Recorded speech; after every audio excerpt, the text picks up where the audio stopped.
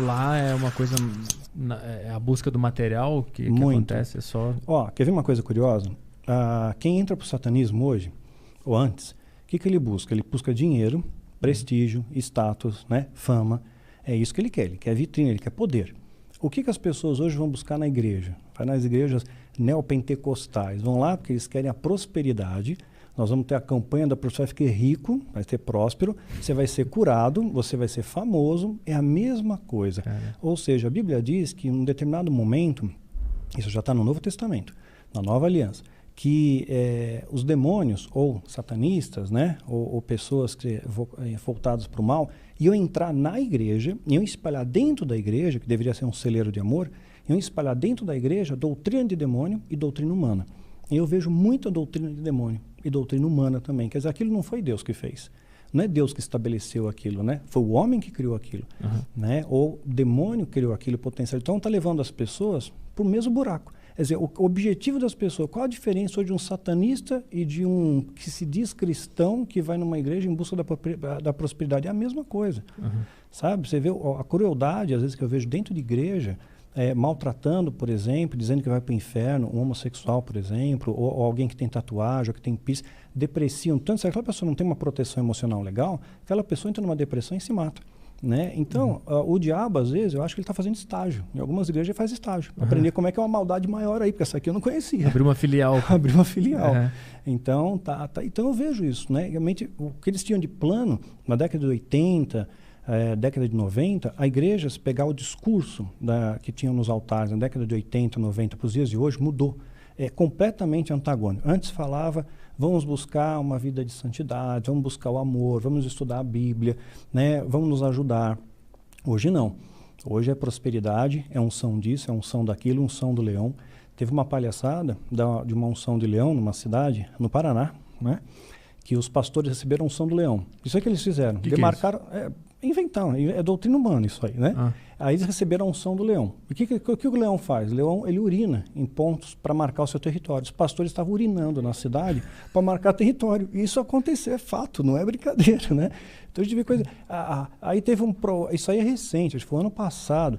Teve uma unção aí que derramaram a pessoa, que era unção de missionários. Missionários iam descende.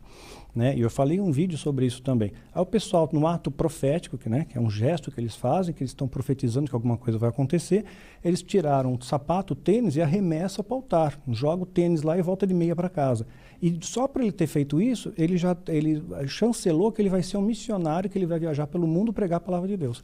Quer dizer, às vezes o cara não prega nem na sua casa. Teu casamento está destruído, teu irmão está lascado, teu vizinho está precisando, você não ajuda ninguém no seu redor e quer falar para o mundo.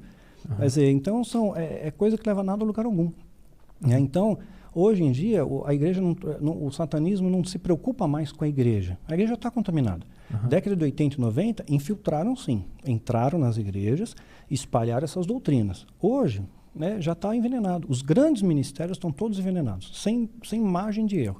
Tem raras e honrosas exceções, que são os pequenos ministérios, igrejas menores, que ainda buscam viver e ensinar a verdade. Aí sim, o que a gente chama na Bíblia de remanescente fiel. Cara, é muito louco isso. Então, então deu resultado o que eles queriam fazer. Isso era uma estratégia que quando tu estava lá, tu viu sendo combinado. Sim, sendo combinado. Vamos se infiltrar nas igrejas para mudar o discurso, mas mudou. Mas também muda de uma forma bem sutil, né? Sutil. É gradual. É que nem você pegar um barco, você dizia 5 graus da rota. Você não percebe, 1 quilômetro, 2, você vai perceber depois, que já diziam muito. Então conseguiram isso. Mas, veja bem, a Bíblia já previa que isso ia acontecer. Jesus falou em Mateus, no capítulo 24, e já disse que no final dos tempos o amor ia se esfriar.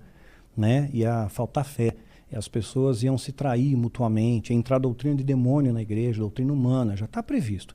Isso ia acontecer mesmo. Nos últimos tempos, as pessoas iam correr atrás de fábulas, a Bíblia fala. Ou seja, quanto mais estapafúrdio for a história, teve uma pessoa, não vou nem definir gênero, né? Uma pessoa que disse que ela foi arrebatada no Monte Everest. Arrebatada tipo assim, você saiu do teu corpo, teu espírito deu um rolê, foi lá para o Monte Everest e saiu na mão com uma entidade chamada Rainha dos Céus. Saiu na mão, na pancada lá, na porrada, né? E a entidade fugiu, foi para um outro monte lá, Monte Fuji, e ela transladou, foi atrás. Quer dizer, vamos supor que essa piração toda essa viagem que ela fez, depois um chá de cogumelo, tal, chá de lírio, né? Ela, vamos supor que fosse real, vai? Quer dizer, qual foi o resultado? Não mudou nada. Não mudou nada. Fizeram autoprofético para o Brasil. Já deve ter escutado, quem está me ouvindo, já deve ter ouvido 1000 vezes. Todo ano faz um ato profético no Brasil do avivamento do Brasil. Avivamento é a igreja viver o que é Cristo. Sair dessa parte morta, morna, podre e viver de verdade. Vamos viver o amor, vamos se unir mais, vamos se ajudar mais, né? Vamos perdoar mais. A igreja que fala do perdão não perdoa, fala do amor não ama, né? Então fica uma coisa complicada. Aí é você viver realmente o cristianismo, é o avivamento. Só que aí, o que acontece? Todo ano tem, mais de 10 anos tem avivamento do fogo, esse ano vai, porque agora o Brasil é de Jesus, agora não mudou nada. As coisas só pioram, né? Então, Apocalipse diz que as coisas vão piorar, né? Você não pode mudar o que está escrito, vai piorar mesmo, vai piorar. E a igreja tem que estar preparada para isso, né? Para o que vai vir para frente. As coisas vão piorar muito mais. Então a igreja na Terra é uma defesa ao que vai acontecer, não importa o que a gente faça. E a gente usa aquilo ali para não sofrer tanto quando acontecer? Na verdade, você passa sim por aflições, passa por dificuldades. Então, às vezes, Deus não vai livrar você do deserto, mas Ele te ajuda na travessia do deserto. Então, a igreja ela vai arrebanhar mais pessoas para passarem por esse deserto juntos, né? Que a gente possa passar com mais serenidade. Vamos passar por dificuldades. O cristão não está isento de passar dificuldade. Eu passo, qualquer um passa. Né? Colocar essa coisa triunfalista é utopia, né? Você vê lá, o pastor, não tem problema nenhum. Claro que tem, olha o bastidor dele. Né? Então, tem as fraquezas. Por isso, na minha literatura, eu faço questão de mostrar meus feitos e as minhas falhas também. Assim como a Bíblia mostra, os heróis da fé. Né? Os feitos e as falhas deles. Não existe super-herói, né? Super é só Deus.